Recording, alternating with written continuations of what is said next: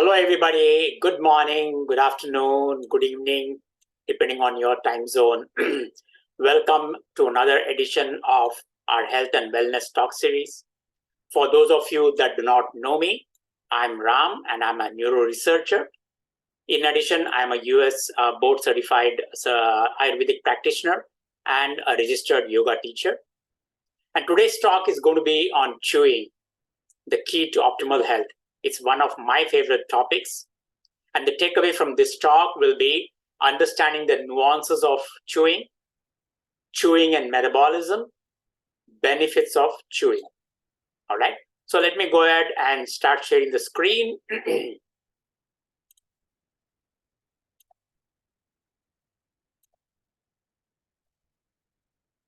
So whatever I am presenting today is actually taken from not only the Vedic texts, all right, and for the skeptics out there, let me also add that these concepts from the Vedic texts are ably supported by evidence-based research studies from my group where I work and from other independent investigators as well. Now, when we talk about food, the Sanskrit term for this is annam. All right. Now, in France, when they sit down to eat a meal, the phrase that they use is bon appetit. It means have a good appetite or enjoy your meal. Now, I remember a few years ago when I was at a conference and I was sharing the platform with the Consul General of India, he asked me what would be a simple one-line Indian phrase similar to bon appetit, but more powerful in its meaning. And I replied, based on what my grandfather taught me, it is annam para brahma iti aham. It's one line, all right, 5 words. And the meaning is food is the ultimate reality, para brahma, and that I am. So this phrase, 5 words, encompasses the physical, mental, and emotional dimension of a human life based on the food aspects. Now, anna is actually a word from Sanskrit, and the root word are 2 root words actually. It's drawn from adhyate and atti. All right, in the Vedic text, the phrase is annad bhutani jayante, jatena annayena vardante, adhyate atti cha bhutani, tasmad annam taduchyate. That is, annam or food is adhyate, the one that nourishes, strengthens, keeps you alive, and keeps you grounded. Annam and food is also atti, the one which destroys, ends, or diminishes. So what it means is that every living being takes its form from the food. So food is the reason for our survival. Food can nourish a body, and food can also bring illness and ailments to the same body. So while we consume food, eventually the food also consumes us. Now, why am I saying all this? The reason is that optimal health is one's personal property, and we need to take good care of our own health. Now, notice there are hundreds of books on food, on diet, and nutrition. And yet, as a society, why are we not healthy? The reason is that almost all these books on foods, diet, and nutrition will tend to emphasize on what foods to eat, but they do not describe other aspects of good eating practices. And what are the other aspects of good eating practices? Good eating practices is all about what you eat, where you eat, when you eat, why you eat, and how you eat. So if you see what you eat, I'm not going to talk in details about this because that's not the topic of today's discussion. But when it comes to what you eat, you need to make sure that you're eating high quality, unprocessed, organic, freshly prepared food. Eating with season and eating what is locally grown is extremely important. When you eat, the concept of chrononutrition. Timing is extremely important. I spoke about this in one of the other videos where I talked about the importance of time and timely meals. And I also brought in the concept of Ekadashi and the importance of fasting. Where you eat is also extremely important. Eating should be taking place not in a loud and noisy environment, because mindful eating requires you to pay attention 100% to the plate, to the food that you're eating. And so you need to stay away from a noisy environment. Why you eat, it's very important, because you are the opportunity to live, the opportunity to achieve your goals, and to serve the society in some useful way, so that the society and the world benefits from your presence. All this can be achieved only by eating a proper and nourishing food. So if you believe that you're eating for yourself and for the society, then you will naturally gravitate towards good eating practices. In addition, today's topic, how you eat, is extremely important. It's very important how you eat your food. You need to pay attention, focus, and you need to have your awareness on the food that you're eating. Food or eating is a meditative act, and you need to calm your mind before you eat. One way to calm your mind is to express gratitude to all those that were responsible for the food on your plate. That way you're building positive emotions before you start to eat. There should be absolutely no disturbance or discussions while eating. Your body, your mind, and your emotions should all be on the food that you're eating. And finally, you need to chew your food. All right, very important. Chewing is one of the most important aspects of good living, of good eating practices. Now reflect on your own food habits, especially when you're putting the food into your mouth. Do you talk while eating? Do you converse while eating? Do you have arguments while eating? Do you gulp the food? Do you partially chew your food? Because you need to chew the food until the food becomes soupy consistency before you swallow it. Chewing, also called mastication, involves up and down and side to side movement of the jaw muscles. And this will then assist in reducing the particles of the solid food. When food enters the mouth, the jaw muscles will position the food between the teeth for grinding and for crushing. Now, what happens is when you put the food into your mouth, there are multiple neural circuits that connect the oral cavity with the jaw muscles with the brain tissue. And there's exchange of information between the oral cavity and the brain.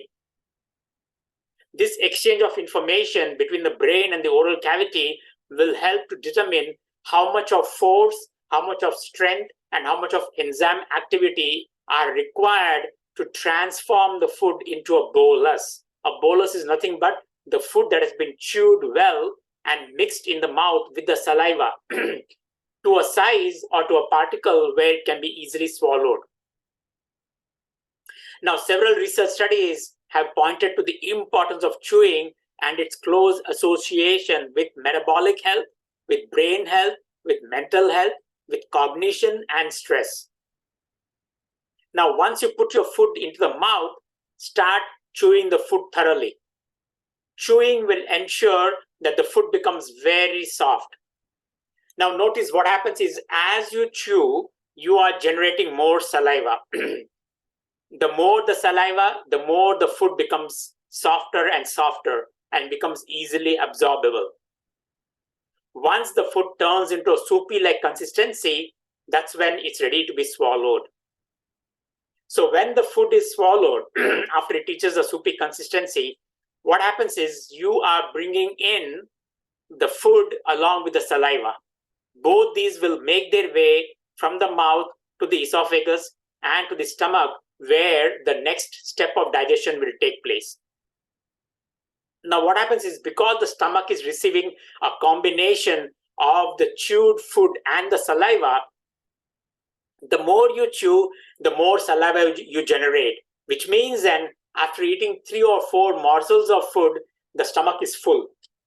And once the stomach is full, it sends signals to the brain, the I feel full signals, also called the satiety signals. Okay, so what happens is, in the end, by the time you eat 3 to 4 morsels of food, you feel full. In addition, what happens is, because you are chewing the food, the more you chew, the more calories you're burning during the process. So in effect, you are burning more calories and you end up eating less. So chewing does two things. It allows you to eat less because the combination of the food and the saliva will trigger the I feel full response, the satiety response. And what happens is, the more you chew, the more calories you're expending or the more calories you're burning. And so it is for this reason that chewing now becomes one of the most natural and safest methods to dampen the hunger response and to lose any excess fat. In addition, chewing also promotes good sleep. It helps to defog the brain and it overcomes negative emotions. Now, incidentally, the regions in the brain that regulate the eating process are also involved in memory, attention, and learning. Chewing increases cerebral blood flow. And so what happens is, the more the blood flow into the brain, the more these regions of the brain become activated that are involved in cognitive processing. So chewing now helps in improving cognitive function as well. And so researchers are now discovering that improper chewing triggers alterations in the memory centers of the brain. It leads to poor spatial learning and memory deficits. Mastication, or the act of chewing, is needed for peripheral sensory input to the brain for preserving and promoting cognitive function. And so masticatory dysfunction, which is nothing but a failure to chew, will result in morphological and memory impairments, especially in aged individuals.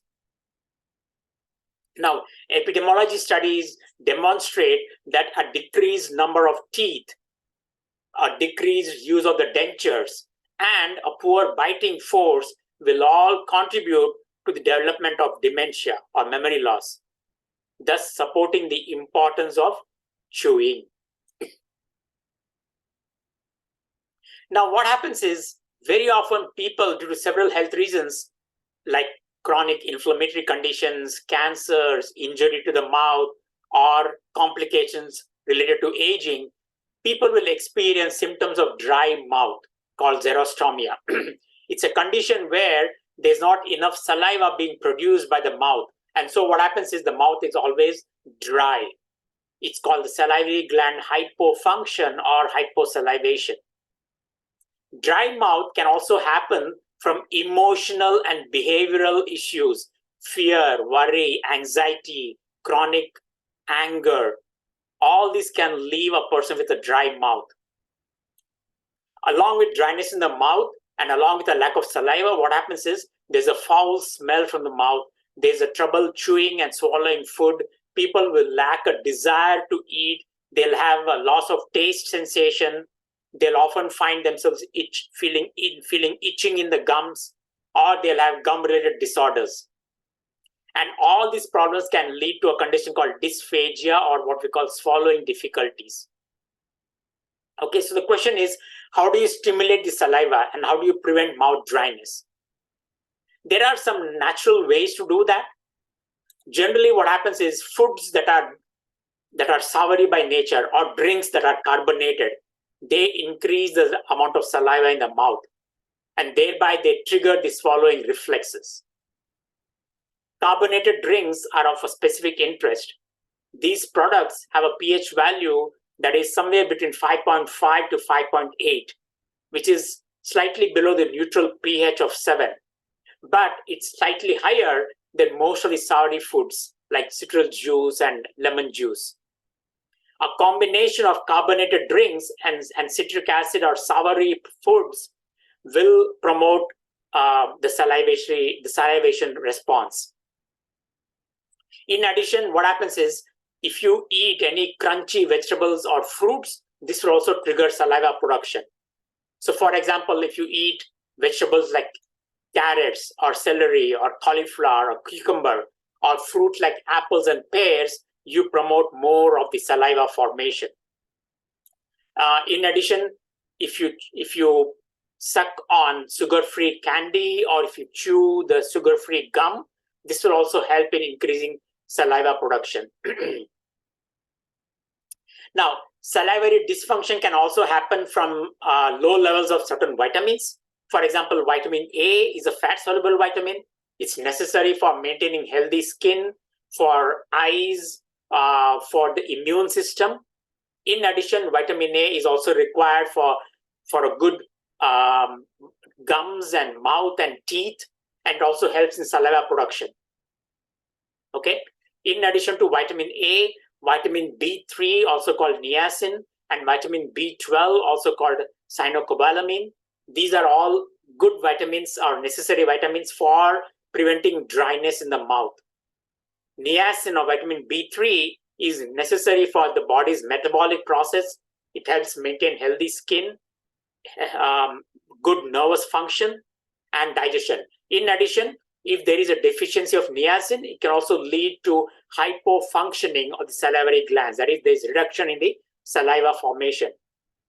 And this can result in dry mouth symptoms.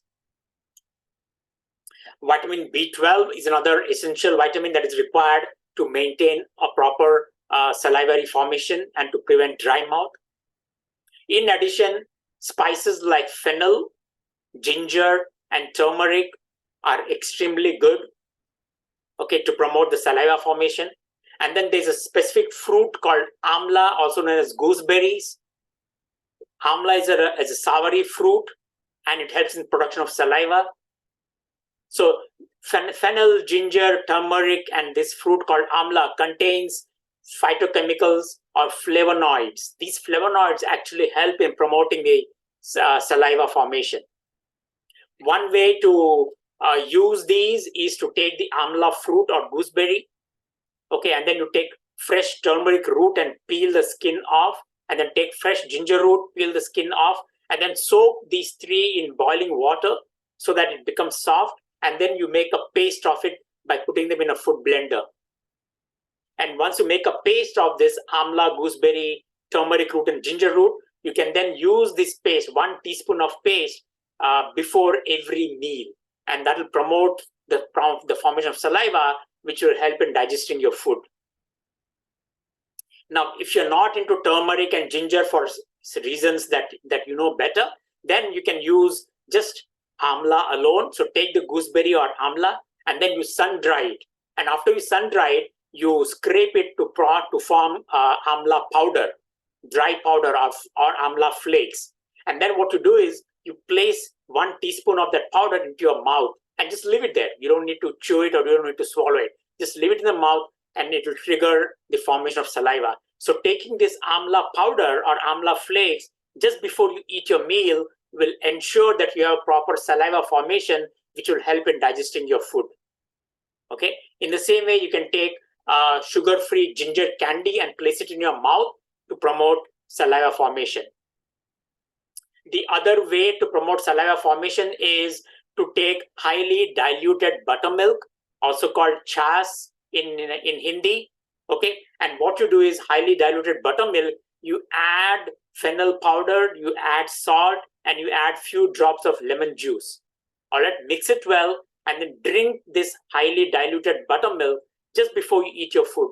And this will trigger the production of saliva, which will help in digesting the food. All right. So now coming back to chewing, the question is, how long do you need to chew? Well, it depends on the kind of food that you eat, the type of food that you're eating. Okay, ripe fruits and cooked veggies will require very few chews as compared to raw veggies, meat, nuts, or bean-based foods. It will require longer chews. On an average, about a count of 30 is required to chew the food to soupy-like consistency. So if you take any kind of food and you count for 30 chews, that is good enough to attain the food to a soupy-like consistency. And then you can swallow the contents. which means that if you have to get to a 30 count of chewing, then you need to start counting mentally while eating your food, which means that you cannot be distracted, which means now your attention and focus are naturally on the eating process and on the counts. Okay, so the good thing is, by being aware of the type or the kind of food you're eating allows you to either increase the counts or decrease the chewing counts, which means then you have to have undivided attention, focus, and awareness on the food that you're eating.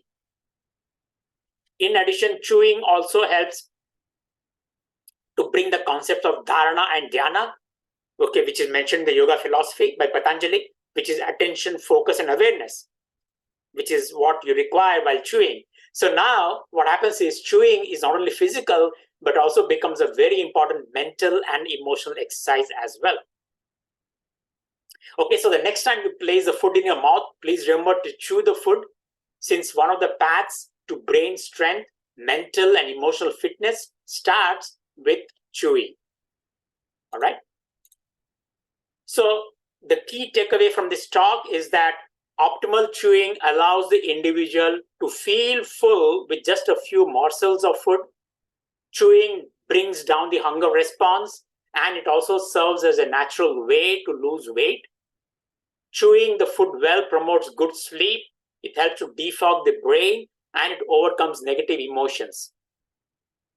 The regions in the brain that regulate the eating process are also involved in memory, attention, and learning. Chewing increases cerebral blood flow and activates the brain regions that are essential for cognitive processing. Failure to chew results in structural and functional brain deficits, which can result in memory impairment. So the next time you put the food into your mouth, please remember to chew your food.